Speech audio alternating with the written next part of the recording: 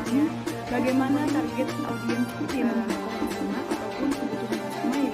Namun kita mencari target audiens yang menyusun pesan dengan kredibilitas yang lebih kepada audiens. Kenapa? Karena Maka itu artinya itu memasukkan sesuatu ke dalam dua kan simbol dan stereotip bahan bikin publik dapat menawarkan Ini sangat berperan penting atau berkaitan erat dengan implementasi komunikasinya dan sebagainya.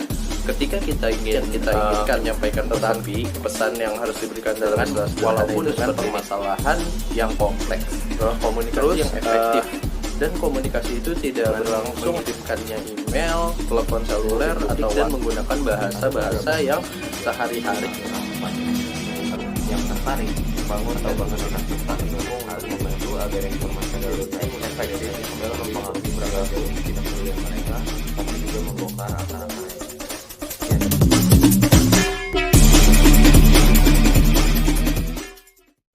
Assalamualaikum warahmatullahi wabarakatuh. Nama saya Eri Puspitasari. Di sini saya mewakili teman-teman untuk membuka presentasi pada kali ini. Kami dari kelompok 13 akan membahas tentang mengambil tindakan dan berkomunikasi. Yang pertama-tama saya akan membahas mengenai aksi dan komunikasi. Menurut Harold Burson, PR telah memegang peran membantu organisasi menentukan bukan hanya apa yang akan dikatakan, tetapi juga apa yang akan dilakukan. Pada masa awal kemunculan pada tahun 1960-an, PR hanyalah upaya menyusun dan menyebarkan pesan yang diberikan oleh manajemen. Respons publik sangat cepat pada saat itu karena hadirnya teknologi komunikasi yang cepat di seluruh dunia. Teknologi komunikasi modern menutup jarak antara pesan dan perilaku sampai pada titik di mana keduanya dianggap satu dan sama. Apa yang dilakukan oleh organisasi dapat dilaporkan secepat apa yang dikatakan oleh organisasi. Akibatnya, semua organisasi lebih membutuhkan PR dan humas dengan tujuan pertama untuk membantu menentukan apa yang harus dilakukan dan kemudian mengerjakan apa yang akan dikatakan dan bagaimana cara untuk mengatakannya. Saya Rizky Aulia, saya akan mempresentasikan tentang komponen aksi dan strategi. Nah, menurut Ada Gimlama, aksi bicara lebih lantang ketimbang ucapan. Di sini artinya adalah bahwa tindakan kita lebih berpengaruh daripada kata-kata. Tetapi masih banyak orang-orang manajemen dan praktisi PR mempercayai mitos yang mengatakan bahwa komunikasi saja dapat menyelesaikan masalah, padahal tidak. Masalah biasanya timbul dari apa yang kita lakukan, bukan yang kita katakan, kecuali apa yang kita katakan seperti kita seorang pemimpin. Kita mengatakan sesuatu yang menyinggung, radikal, rasis, kata-kata yang tidak baik. Nah, di situ baru bisa. Dalam menyelesaikan masalah, seorang PR tidak hanya melakukan komunikasi, tetapi harus juga melakukan tindakan. Dalam menyelesaikan masalahnya, seorang PR ini yang pertama harus bertanggung jawab dan bertindak responsif. Bertindak responsif artinya seorang PR harus cepat tanggap dalam menangani masalah tersebut. Yang kedua, itu bertanggung jawab. Nah, bertanggung jawab di sini berarti apa yang telah dikatakan, apa yang telah dilakukan oleh seorang PR dapat dipertanggungjawabkan. Saya Riana Febrianti ingin mempresentasikan mengenai manajemen public relation. Mempresentasikan ini mengkoordinasikan aksi dan komunikasi. Langsung saja ya. Jadi, dalam mengkoordinasikan aksi dan komunikasi, ini ada beberapa contoh kejadian, yaitu krisis Tylenol mengilustrasikan kebutuhan untuk mengkoordinasikan aksi dan komunikasi. McNeil Consumer Product, bagian dari Johnson & Johnson, mendadak menghadapi krisis ketika 7 orang di West Side Chicago mati secara misterius. Komponen aksi dari proses perusahaan tersebut, yang pertama itu menghentikan produk kapsul Tylenol dan menunda advertising promosional. Yang kedua ini membangun hubungan dengan kepolisian Chicago FBI dan Drug Administration. Yang ketiga adalah menarik semua produk Tylenol 31 juta botol dengan nilai jual lebih dari $100 juta. Yang keempat adalah mendesain dan memproduksi kemasan tahan rusak. Yang kelima adalah meluncurkan kembali kapsul Tylenol dalam kemasan baru ke pasar dengan upaya pemasaran bertahap untuk meyakinkan penggunaan bahwa produk itu aman. Strategi komunikasi mendukung program Exhibit 13.1. Yang pertama ini memberikan informasi kepada publik internal dan eksternal tentang tindakan tersebut, membujuk publik untuk mendukung dan menerima tindakan tersebut. Yang ketiga, memberikan petunjuk kepada publik cara menerjemahkan niat ke dalam aksi. Berikut ini tindakan ringkasan komponen komunikasi dari strategi Johnson & Johnson. Yang pertama ini adalah publik. Adalah konsumen, ahli farmasi, manajemen, dan staf penyaluran makanan, administrator, dan staf rumah sakit, kontak Food and Drug Administration, kontrak FBI, pers medis, dan pers umum. Yang kedua adalah strategi pesan. Upaya intensif untuk mengumpulkan fakta tentang produksi kapsul di pasar Chicago. Yang ketiga adalah strategi media, kerjasama terbuka dan penuh dengan media untuk mengungkapkan fakta kepada publik secepat mungkin, termasuk menggunakan konferensi pers, terjun kota menggunakan televisi satelit. Meskipun komunikasi itu penting, namun ia tidak cukup seperti dikatakan oleh seorang praktisi. Anda tidak bisa mengkomunikasikan sesuatu yang tidak Anda lakukan. Dalam kasus ini, komunikasi organisasi harus didukung dengan aksi. Selanjutnya itu ada tindakan sebagai respon sistem terbuka. Tindakan PR adalah tindakan tanggung jawab sosial dilakukan oleh departemen PR atau bagian lain dari organisasi. Strategi ini aksi biasanya mencakup perubahan dalam kebijakan, prosedur, layanan, dan perilaku organisasi. Perubahan-perubahan ini didesain untuk mencapai tujuan program dan tujuan organisasi. Sedangkan pada saat yang sama, merespon kebutuhan dan kesejahteraan publik organisasi. Ringkasnya, tindakan korektif melayani kepentingan bersama dan organisasi publiknya. Strategi aksi dikonsentrasikan pada penyesuaian atau adaptasi di dalam organisasi. Namun, sebuah kesempatan untuk mengimplementasikan perubahan itu mensyaratkan agar pimpinan manajemen dan praktisi mendefinisikan PR sebagai sesuatu yang lebih dari sekedar publisitas dan komunikasi persuasif. Seperti ditunjukkan oleh Robertson dalam bukunya yang matang. PR membantu menentukan apa yang dilakukan dan apa yang dikatakan dan bagaimana mengatakannya.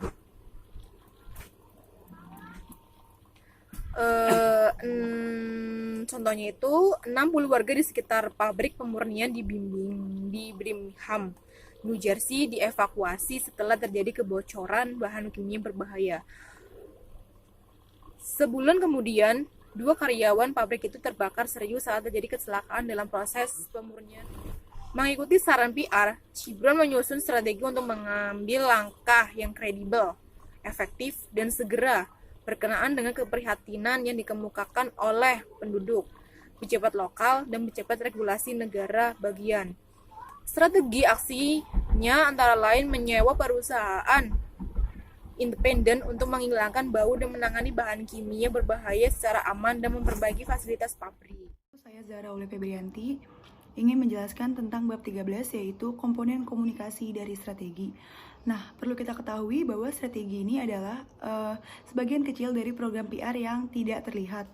Sebaliknya, komponen program PR yang terlihat adalah komunikasi. Kenapa? Karena komunikasi mempunyai fungsi interpretasi dan mendukung strategi aksi. Selanjutnya adalah membingkai pesan. Nah, dalam membingkai pesan ini kita mempunyai 2 prinsip. Prinsip yang pertama itu adalah mengetahui dari dekat bagaimana pandangan karyawan ataupun klien terhadap situasi problem. Nah, yang kedua itu adalah kita lebih tahu apa sih kebutuhan dan kepentingan dari si publik sasaran kita. Perlu kita ketahui bersama bahwa untuk menciptakan sebuah komunikasi yang efektif, maka kita harus mendesain pesan sesuai dengan situasi, tempat, dan juga audiens. Mengapa seperti itu? Karena kita sebagai praktisi PR tentunya harus mampu membaca situasi dan kondisi, juga harus memahami bagaimana target audiens kita. Seperti itu. Nah, faktor utama untuk menciptakan komunikasi yang efektif adalah mungkin kita bisa menggunakan media yang sesuai ataupun teknik juga untuk penyampaian pesannya. Lalu sekarang seiring berkembangnya teknologi, maka kebutuhan khusus audiens pun sudah mulai terpenuhi. Tetapi sejauh ini untuk semua program PR pasti mempunyai denominator yang sama ataupun kebutuhan yang sama, yaitu orang atau audiens harus berbicara dengan PR atau saling berkomunikasi agar menyatukan semuanya dan tidak ada miskomunikasi. Berikut ini adalah teknik untuk mengurangi diskrepansi antara komunikator dan sikap audiens. Yang pertama adalah kita bisa menggunakan media yang dekat pandangannya dengan target audiens kita. Nah, mungkin jika kita mempunyai target audiens yang berusia 30-40 tahun ke atas, kita bisa menggunakan media massa seperti televisi, radio, koran, dan sebagainya. Dan jika kita mempunyai target audiens yang berusia 18-25 tahun ke atas, mungkin kita bisa menggunakan sosial media di mana umur rentan 18-25 tahun itu bisa menggunakan sosial media setiap harinya. Lalu yang kedua adalah kita harus menyusun pesan dengan kredibilitas tinggi untuk para audiens. Kenapa? Karena dengan pesan yang mempunyai kredibilitas tinggi, maka pesan itu akan mempunyai kualitas dan kekuatan untuk audiens itu mempercayai isi pesan kita. Yang ketiga adalah usahakan kita mempunyai posisi yang sejajar dengan audiens. Mengapa? Karena dilansir itu bisa mengurangi rasa gugup atau dapat menciptakan rasa nyaman untuk audiens. Selanjutnya kita bisa menggunakan bahasa atau ungkapan yang familiar dengan audiens sehingga untuk berkomunikasi audiens itu merasa lebih rileks dan terbuka terhadap kita. Nah, yang kelima adalah membuat posisi komunikator seperti mayoritas audiens. Jadi audiens itu merasa kita itu sama dengan mereka karena kita memposisikan diri kita sebagai mayoritas dari audiens tersebut. Selanjutnya adalah kita bisa mengidentifikasi audiens tersebut menjadi kelompok-kelompok agar memudahkan kita dalam berkomunikasi dengan audiens kita. Selanjutnya kita juga dapat mengubah atau memodifikasi pesan sesuai dengan kebutuhan organisasi. Nah, selain memikai pesan untuk audiens, PR juga bertugas untuk memikai pesan untuk media. Nah, berikut adalah kriteria tradisional atau kriteria yang semestinya yang ditetapkan oleh awak media sebagai wakil dari audiens. Yang pertama itu adalah dampak. Dampak itu bisa seperti berapa jumlah orang yang dipengaruhi, apa sebab dan akibatnya, lalu apa sih efeknya. Selanjutnya yang kedua adalah kedekatan. Kedekatan itu adalah jarak antara audiens dan problem ataupun isunya. Nah, yang ketiga itu adalah ketepatan waktu. Ketepatan waktu ini merupakan alasan utama mengapa awak media berlomba-lomba untuk mendapatkan sebuah berita baru. Selanjutnya adalah kemenonjolan. Kemenonjolan ini, berita ini harus lebih mudah dikenali seperti itu. Jadi ada sesuatu yang menonjol dari si berita. Yang kelima itu adalah kebaruan. Kebaruan itu seperti keanehan, keunikan, atau sesuatu yang menonjol dalam sebuah berita. Selanjutnya adalah konflik. Nah, konflik itu seperti perang atau seperti pemogokan dan perselisihan. Tapi seringkali konflik ini menjadi hal atau topik utama yang dibicarakan dalam sebuah berita agar berita itu dapat naik atau praktisi PR itu harus membingkai pesan supaya dapat bernilai berita, dan juga sebagai praktisi PR maka kita harus mengenali audiens dan juga awak medianya. Nah, sebagai praktisi PR yang dituntut untuk membingkai pesan agar terdapat nilai berita di dalamnya, maka kita harus membuat pesan itu mudah dipahami. Selanjutnya pesan itu harus informasi bersifat lokal. Kenapa? Karena mayoritas audiens itu akan tertarik untuk suatu informasi jika informasi itu dekat dengan mereka. Selanjutnya pesan itu harus bisa ditindaklanjuti atau bisa dipertanggungjawabkan oleh praktisi PR, seperti itu. Berikut adalah 4 faktor yang mempengaruhi pembingkaian pesan. Yang pertama adalah audiens dari pesan tersebut adalah orang-orang. Jadi maksud dari orang-orang itu adalah bisa berasal dari kerangka sosial kota, desa, ataupun pertanian. Jadi setiap orang itu akan dipengaruhi oleh banyak hal. Jadi pesan dari komunikator adalah hanya sebagian kecil atau salah satu sumber informasi yang akan mempengaruhi mereka. Yang kedua adalah mayoritas dari audiens ataupun orang-orang tersebut cenderung lebih memilih informasi yang berasal dari sudut pandang yang mereka sukai. Selanjutnya adalah media menciptakan komunitas khusus. Nah, ruang baca online itu merupakan komunitas khusus tingkat teknologi tinggi yang dibuat oleh media secara khusus untuk para audiens. Yang terakhir adalah media itu memberikan banyak pengetahuan terhadap individual ataupun kolektif. Maka dari itu kita diharapkan lebih berhati-hati terhadap efek yang diharapkan muncul ataupun tidak diharapkan muncul. Oke, saya Muhammad Aufa Basyaril Fajari. Di sini saya akan menjelaskan dua materi. Yang pertama itu semantik dan yang kedua itu simbol. Kita mulai dari yang pertama, yaitu semantik. Semantik merupakan ilmu tentang arti kata-kata. Bahasa itu senantiasa berubah, selalu muncul kata-kata baru seperti fixed dan kata-kata yang usang atau tidak dipakai lagi seperti groovy. Kata mempunyai dua jenis arti atau makna. Yang pertama itu makna denotatif dan yang kedua makna konotatif. Apa itu makna denotatif dan makna konotatif? Makna denotatif itu merupakan makna sebenarnya, makna yang umum atau makna yang memang sesuai dengan pengertian kata tersebut. Contohnya itu adalah makan. Makan itu artinya itu memasukkan sesuatu ke dalam mulut, dikunyah, lalu ditelan. Nah, sedangkan makna konotatif adalah bukan makna sebenarnya atau makna kiasan dan makna tambahan. Contohnya itu kata putih. Kata putih itu bisa bermakna suci, tapi juga dapat bermakna polos atau menyerah. Oleh sebab itu, kata harus dapat ditransmisikan kepada audien itu dengan jelas agar tidak terjadi miskomunikasi antara komunikator kepada komunikan. Penyair Anne Sexton pernah berkata, kata itu seperti telur, harus dijaga dengan hati-hati. Jika pecah, ia tidak bisa diperbaiki lagi. Oleh sebab itu, maksudnya apabila kita pernah melakukan kesalahan kepada orang lain, berkata tidak baik, lalu kita meminta maaf, mungkin saja mereka sudah memaafkannya, tetapi kata-kata tersebut tidak akan terlepas dari dirinya atau akan selalu ada di pikirannya. Yang kedua itu simbol.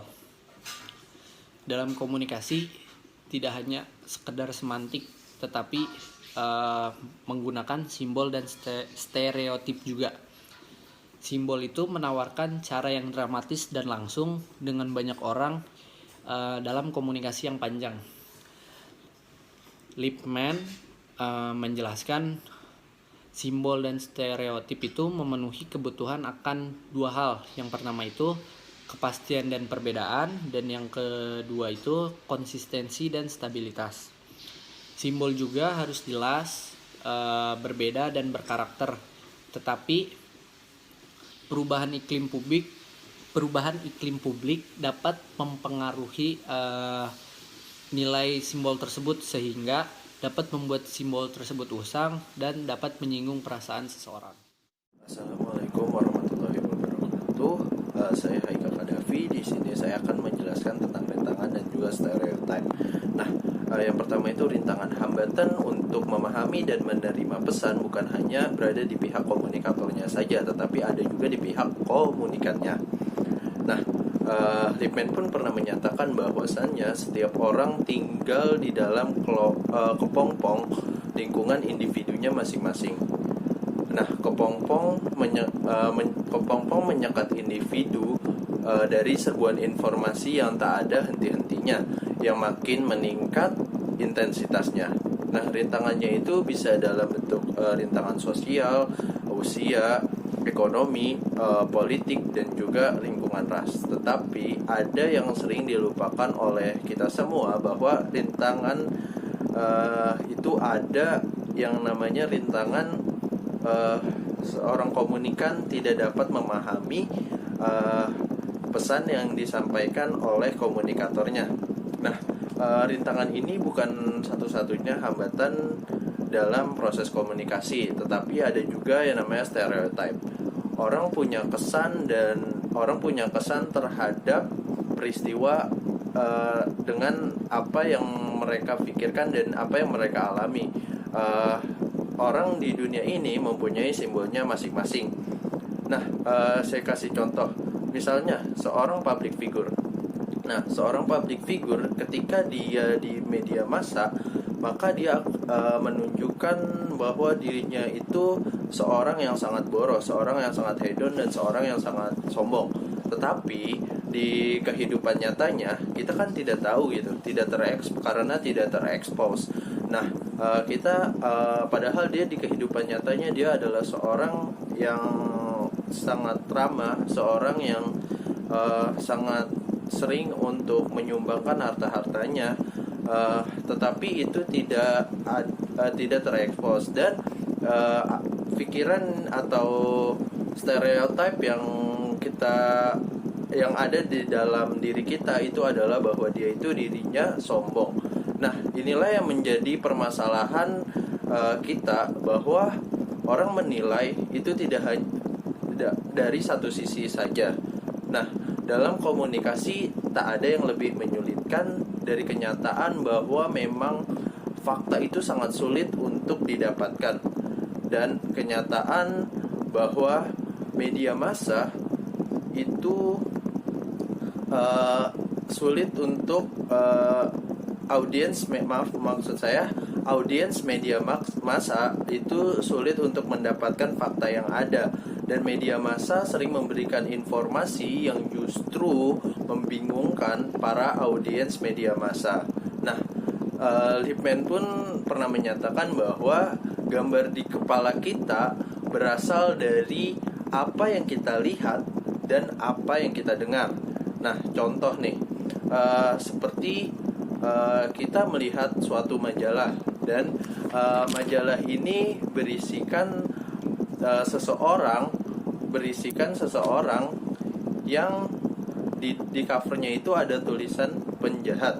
Nah, orang ini diberi gambar, orang ini di gambarnya itu kayak matanya melotot, ada luka sayatan, dan tersenyum sinis. Nah, di situ dinyatakan bahwa ini adalah seorang penjahat. Inilah gambaran seorang penjahat.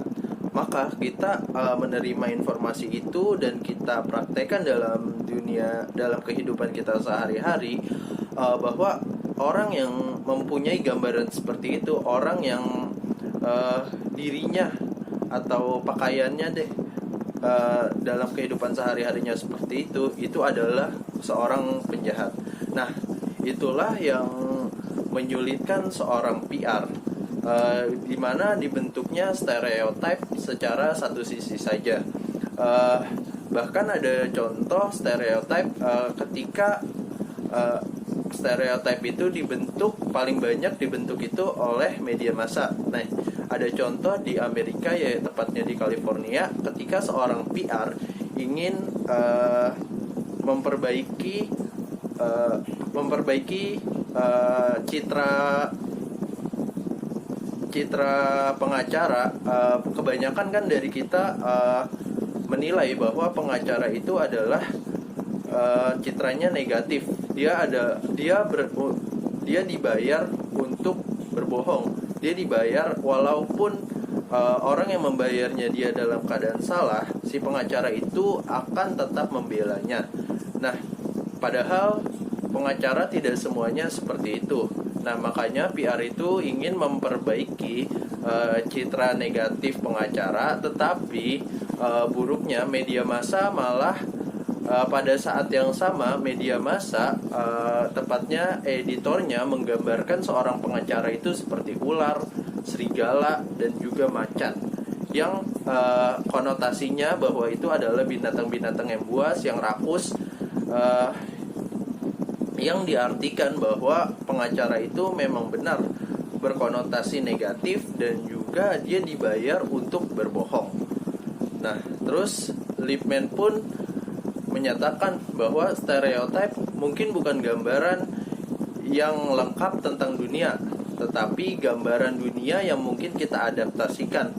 Nah, seperti yang tadi saya pernah jelaskan di awal, bahwa seperti seorang artis, dia kehidupan di media massa dan kehidupan personal dia itu berbeda. Dan ini berbanding lurus dengan apa yang dikatakan Lippmann, bahwa stereotip mungkin bukan gambaran yang lengkap, tetapi stereotip adalah stereotip menggambarkan orang tersebut gitu. Terus stereotip berfungsi sebagai mekanisme. Nah, maksudnya ini stereotip berfungsi sebagai mekanisme untuk menghindari keharusan mempelajari segala sesuatu dan menghormat dan memahami keunikan detail dari setiap orang, kelompok, dan situasi. Nah, dengan stereotip ini kita memahami tentang suatu kejadian atau suatu objek itu dengan apa yang ada di informasinya itu saja, tetapi kita tidak mempelajarinya secara detail lagi. Dan ini sangat menyulitkan PR sekali jika di satu perusahaan dan diinformasikan oleh media bahwa perusahaan itu mempunyai mempunyai pandangan yang negatif, tetapi orang-orang tidak tahu apa yang sebenarnya dialami oleh perusahaan ini. Apakah memang benar perusahaan ini bernegatif, atau di balik ini hanya pernyataan dari satu media, tidak benar adanya bahwa perusahaan itu negatif. Nah, tetapi di sisi lain dalam konteks masyarakat kultural, media berusaha untuk lebih peka dan menghormati perbedaan usia, gender, seksual, dan etnis. Nah, beberapa pihak mengkritik untuk menghilangkan bahasa stereotip karena hal itu menimbulkan gerakan bahasa yang secara politik. Nah, di sini PR itu harus juga bahasanya itu juga kita harus, ketika kita menyampaikan pendapat kita, ketika kita konvensi pers atau ketika kita diwawancara, kita harus pintar-pintar dalam memilih kata-kata. Karena bila kita salah memilih kata-kata saja, itu akan membuat citra perusahaan kita buruk dan juga citra kita buruk gitu. Itulah penjelasan dari saya tentang rintangan dan juga stereotip. Terima kasih. Perkenalkan, nama saya Muhammad Isrok Mas Pergodani. Sekarang saya akan menjelaskan tentang memasukkan semuanya ke dalam kampanye. Ada beberapa asumsi yang keliru dalam kampanye, yaitu bahwa publik itu mendengarkan atau bisa dibuat untuk mendengarkan, bahwa publik itu merespon atau dapat dibuat untuk merespon pada rasa takut akan bahaya, dan bahwa cara pemanfaatan lahan dapat diperbaiki tanpa mengubah publik itu sendiri. Ada beberapa alasan mengapa banyak kampanye organisasi itu gagal. Alasannya itu yang pertama, ada orang yang tidak tahu apa-apa tapi keras kepala. Orang-orang ini sulit diajak bicara bahkan dengan informasi yang kuat sekalipun. Yang kedua, yang paling banyak mendapat informasi hanyalah orang-orang yang berminat pada informasi tersebut. Usaha pembelajaran atau penyerapan pengetahuan sangat membutuhkan motivasi. Tetapi ada kelompok besar orang di dalam populasi yang mengakui bahwa mereka kurang atau bahkan tidak tertarik dengan isu publik. Yang ketiga, orang mencari informasi yang sesuai dengan sikap mereka dan menghindari informasi yang tidak sesuai dengan sikap mereka. Yang keempat, orang menginterpretasikan informasi yang sama secara berbeda-beda. Orang menggunakan persepsi selektif dan interpretasi atas isi. Seseorang memahami, menyerap, dan mengingat isi secara berbeda-beda. Yang kelima, informasi tidak selalu mengubah sikap, perubahan, pandangan, atau perilaku setelah mendapat informasi pesan. Mungkin dipengaruhi oleh predisposisi individual. Ada beberapa analisis mengapa kampanye informasi bisa sukses. Yang pertama, jika kampanye itu direncanakan berdasarkan asumsi bahwa kebanyakan publik yang akan menjadi sasaran kampanye hanya sedikit yang tertarik atau bahkan tidak tertarik sama sekali dengan apa yang dikomunikasikan kampanye. Dua, jika tujuan jangka menengah dapat dicapai ketika konsekuensi dari pemaparan ditentukan sebagai sasaran spesifik, adalah penting untuk membangun dan menggunakan sistem pendukung untuk membantu agar informasi menjadi efektif dalam mempengaruhi perilaku. Yang ketiga, jika setelah sasaran jangka menengah ditentukan, dilakukan pertimbangan yang cermat untuk menjelaskan target spesifik dari segi atribut demografis dan psikologisnya gaya hidupnya, sistem nilai keyakinannya, dan kebiasaan media masanya. Dalam hal ini adalah penting untuk tidak hanya mengetahui seberapa jauh ketidakpedulian mereka, tetapi juga membongkar akar-akarnya. Sekian dari saya. Wassalamualaikum warahmatullahi wabarakatuh. Saya Kamilatun Aini. Di sini saya akan menjelaskan materi menyebarkan pesan dari mata kuliah Manajemen Humas. Menyebarkan pesan. Usaha agar ide atau inovasi diterima bukan hanya sekadar memberikan informasi kepada audien melalui media sosial, media massa, atau publikasi internal.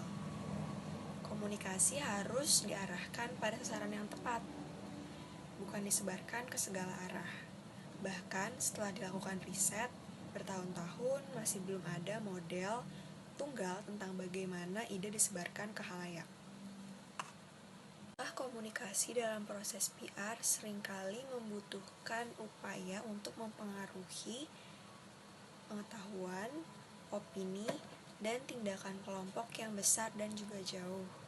Tingkat akselerasi penemuan, pengembangan, dan penyebaran inovasi membuat komunikator harus mampu mentransfer informasi kepada orang yang membutuhkannya. Difusi adalah proses penyebaran ide dan praktik ke anggota sistem sosial. US Department of Agriculture telah banyak mengupayakan hal ini. Berdasarkan pengalaman dan riset evaluasi mereka, para sosiologi pertanian menyimpulkan bahwa penerimaan melalui 5 tahap. Yang pertama itu pengetahuan. Orang mempelajari tentang inovasi dan mendapatkan pemahaman terhadapnya melalui pengetahuan. Yang kedua ada persuasi. Pengadopsi potensial tertarik pada inovasi itu. Mereka lebih banyak mencari informasi dan mempertimbangkan manfaatnya secara umum. Yang ketiga keputusan. Pengadopsi potensial memutuskan untuk mengadopsi atau menolak inovasi setelah menimbang-nimbang manfaat bagi situasi mereka masing-masing. Yang keempat, implementasi. Mereka yang mau menerima inovasi akan mengaplikasikannya pada situasi mereka. Mereka tertarik pada praktik, teknik, dan kondisi untuk aplikasi. Dan yang terakhir adalah konfirmasi. Adaptasi akan dilanjutkan atau keputusan untuk mengadopsi akan diubah. Pengaruh besar dan berguna dalam menciptakan kesadaran dalam tahap pengetahuan. Taktik komunikasi yang berbeda akan efektif pada poin yang berbeda dengan cara yang berbeda juga. Pengaruh dari pemimpin opini melalui 5 tahap. Yang pertama itu pengetahuan.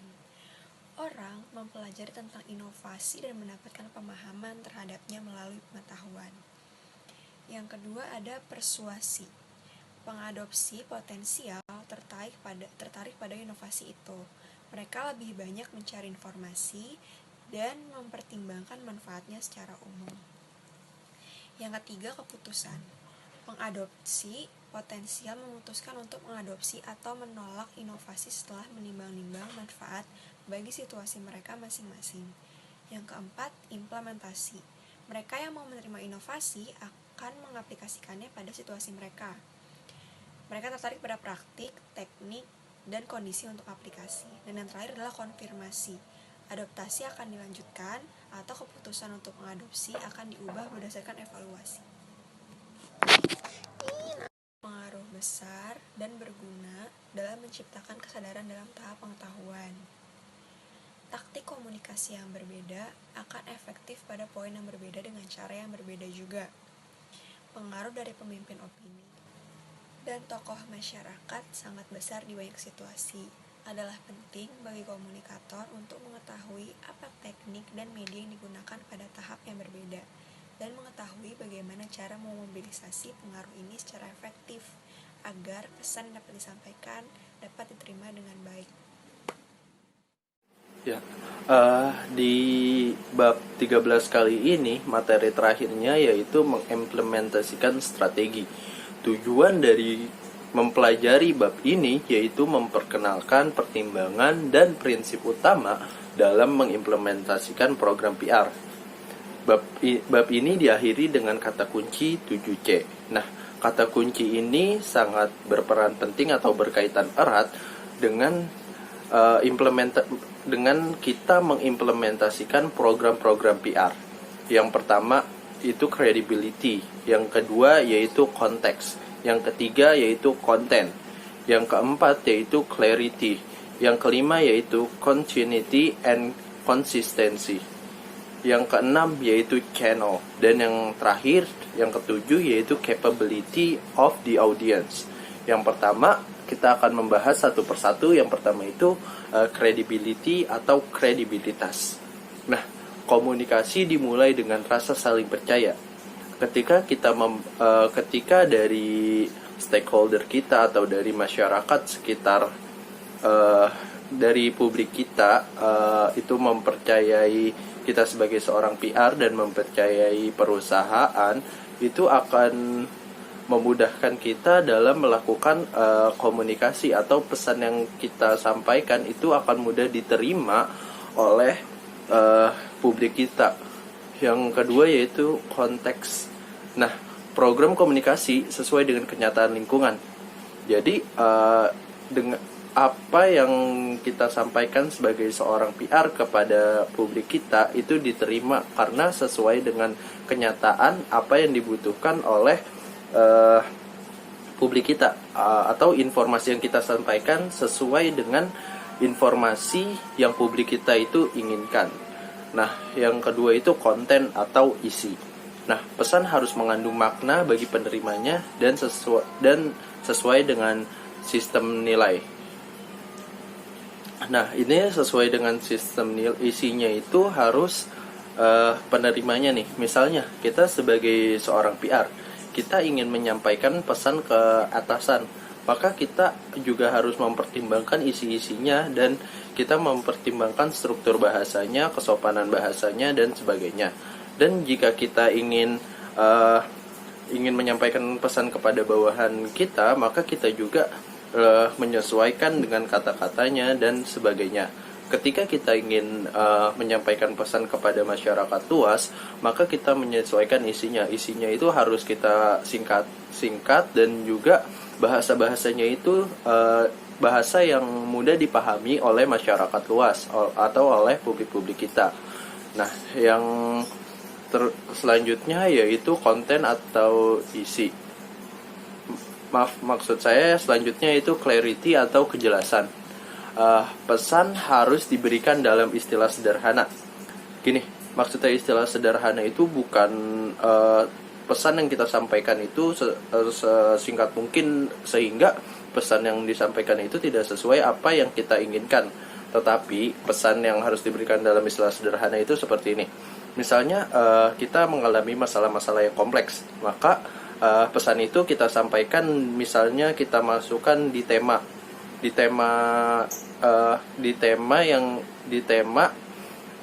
di slogan dan juga stereotype. Nah, itu akan memudahkan orang-orang memahami apa pesan yang ingin kita sampaikan gitu, walaupun dengan permasalahan yang kompleks. Terus selanjutnya ada continuity and consistency, atau kontinuitas dan konsisten, yaitu komunikasi adalah proses tanpa akhir. Jadi komunikasi itu tidak, ketika kita menyampaikan informasi kepada publik kita itu kan hanya satu arah, tetapi komunikasi itu tidak begitu. Komunikasi itu yang efektif itu berlangsung dua arah. Jadi apa yang kita sampaikan dan misalnya kita menjadi komunikator menyampaikan kepada komunikan dan komunikan memberikan feedback kepada kita. Itulah komunikasi yang efektif. Dan komunikasi itu tidak berlangsung hanya ketika kita menyampaikan informasi udah selesai gitu komunikasi. Tidak, komunikasi itu tanpa akhir. Kita menyampaikan informasi dan informasi itu diterima, komunikan menyampaikan feedback kepada kita dan kita memberikan lagi. Seperti itu kok jalannya komunikasi. Terus selanjutnya ada channel atau saluran.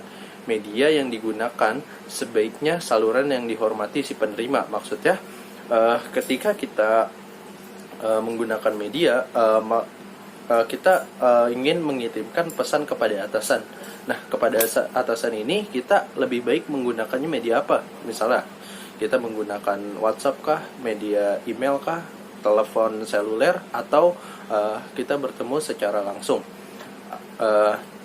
Terus kalau misalnya kita kepada atasan, pasti kita menggunakan media yang lebih sopan atau media yang memang harus itulah yang menjadi standar atau SOP di perusahaan tersebut. Nah, medianya itu misalnya kita kalau ke atasan harus bertemu langsung atau dengan catatan tangan seperti itu lebih sopan dibanding kita dengan mengirimkannya email, telepon seluler atau WhatsApp. Mungkin itu WhatsApp, email, dan telepon seluler itu menjadi sopan ketika kita sudah diberi izin oleh atasan kita untuk menggunakan media tersebut untuk menyampaikan informasi. Terus kalau misalnya kita ke masyarakat luas atau ke publik, maka media yang kita gunakan itu lebih baik seperti kita melakukan konferensi pers, kita dengan Instagram atau dengan hal-hal lain yang sifatnya itu menyeluruh atau meluas dengan menggunakan media-media sosial. Yang terakhir itu ada capability of the audience atau kapabilitas atau kemampuan audiens. Komunikasi harus mempertimbangkan kemampuan audiens. Ketika kita menyampaikan informasi, maka kita juga harus melihat audiens kita. Tidak perlu kita seperti menggunakan istilah-istilah yang sangat sulit dimengerti oleh masyarakat luas.